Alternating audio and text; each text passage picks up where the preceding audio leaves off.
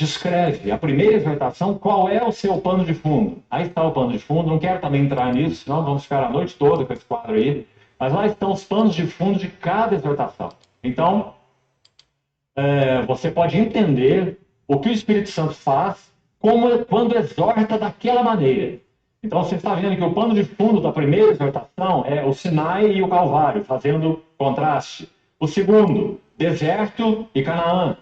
O pano de fundo da terceira exortação, Canaã e seus frutos. O pano de fundo da quarta é o Santíssimo, ou Santo dos Santos. E o pano de fundo da última é a Nova Jerusalém e o Monte Sião. Agora, o que me interessa aqui para já deixarmos esse quadro e seguirmos. Olha o progresso da exortação. Olha por que esse livro é o livro do progresso cristão. Porque nós entendemos o Senhor dimensioná-lo nesse tema geral da nossa conferência para esse ano. Combatendo o bom combate. Levantai-vos, andai, não é aqui o vosso descanso. Veja, o livro de Hebreus, ele menciona de modo crescente os níveis de pecado. Queria que você notasse isso. Pecado tem níveis, irmão. Nós nunca, se você olhar qual é o pecado mencionado ali, você vai ver o último, da última exortação, você vai ver a palavra indiferença. Nenhum cristão passa de um momento para outro a indiferença. Praticamente impossível. Sabe como ele começa o seu próprio... Senhores, há pouco falava da experiência com a própria empresa, né? E vale com qualquer processo de ensinar e admoestar. E que ele chama aí o plano de fundo, né? O Sinai e o Calvário, o deserto, Canaã e seus frutos, né? Santo dos Santos, que na verdade é a presença de Deus, né? A presença da Trindade, e depois Nova Jerusalém e o Monte Sião, que representa exatamente, se me falha a memória, a volta de Cristo, né? O encontro que teremos com Cristo. Mas eu queria destacar o pecado, né? E quem trabalha comigo, quem trabalhou comigo, sabe que eu, quando exortava, eu usava a palavra negligência. É a primeira. E depois eu achei que eu aprendi que da negligência, à medida que a pessoa continuasse na negligência, ela passava a ser incrédula. E eu assisti isso. Eu assisto isso. Depois ela se apostata, ela se afasta.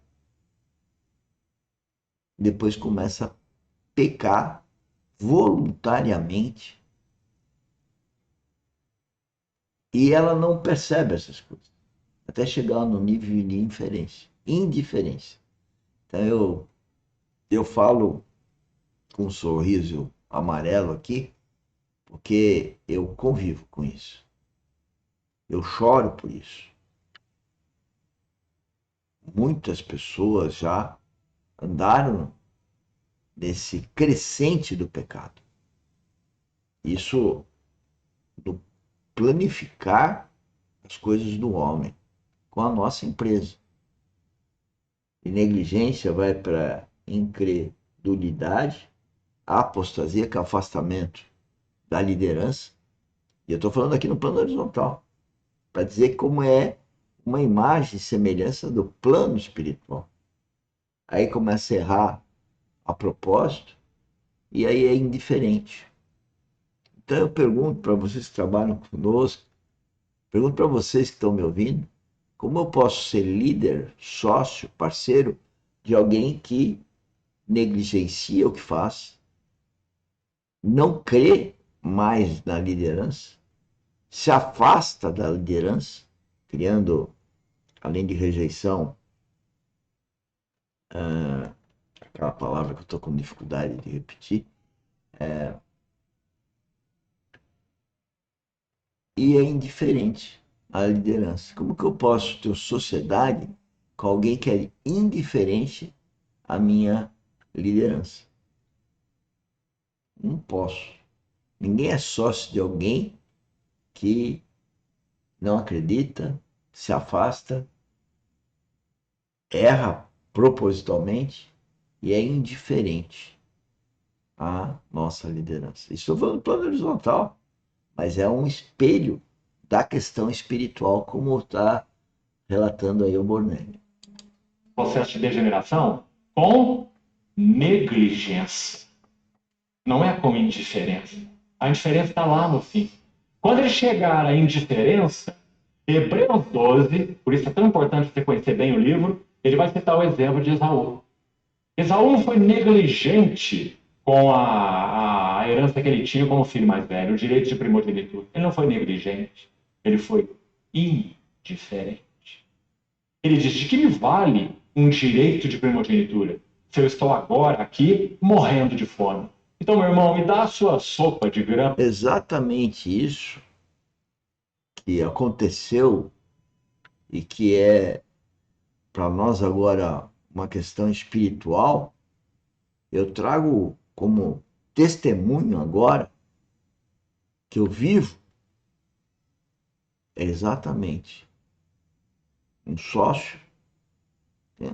Uma sociedade, um parceiro que não quer crer no sistema que é o nosso sistema produtivista. E como ele tem que ser comprovado matematicamente que ele dá mais resultado do que o sistema que é pago por tempo. Então eu acabo de fazer mais uma revelação para a minha vida de que não posso ser sócio de alguém que não acredita, porque ele vai ser indiferente e ele vai depois corromper os outros. E mais, ele vai causar rebelião contra o sistema. E isso tudo é obra do inimigo na mente dessa pessoa. O inimigo utiliza as pessoas mais próximas do Filho de Deus para agredir, para magoar, para atacar, para fazer rebelião, rejeição, repudiar. E essa é a nossa função aqui na academia, é transformar coisas no plano espiritual, vendo elas sendo realizadas no plano horizontal, para divertir, demonstrar as pessoas, para alertá-las do plano espiritual. Com a experiência no plano horizontal, levá-las a conhecer ou ter experiência no plano espiritual, com revelações que só pode prover do Espírito Santo. Mas se elas não tiverem um novo nascimento, se elas não forem filhas de Deus, filhos de Deus, não terão revelação que só vem do Espírito Santo. Então, de lentilhas, e tá bom demais, fica com o direito de primogenitura, né? Agora, aqui eu estou morrendo de fome. Você viu o que ele fez? Então vai dizer, por um repasse, vendeu o seu direito de primogenitura. Por isso, amado irmão, o livro de Hebreus contém as exortações mais penetrantes de todo o Novo Testamento. Por quê? Porque o livro de Hebreus contém os privilégios mais altos de todo o Novo Testamento. Então, para que você toque nos privilégios, você tem que tocar nas responsabilidades. Olha que coisa importante, não só ver isso na vida espiritual, e como isso funciona no plano horizontal. Para ter privilégios, para ter direito à herança, à capacitação, nós temos que crer na liderança. E essa liderança tem que ser guiada pelo Espírito Santo. Porque a liderança cristã verdadeira, ela tem como cabeça Cristo e é guiada pelo Espírito Santo. Agora, quem não segue essa liderança está causando uma rebelião, uma rejeição à liderança. Então, esse livro de Hebreus, que é o único livro que não menciona um ser humano como escrevendo, porque todos os livros, toda a Bíblia é escrita através do ser humano, mas pelo Espírito Santo.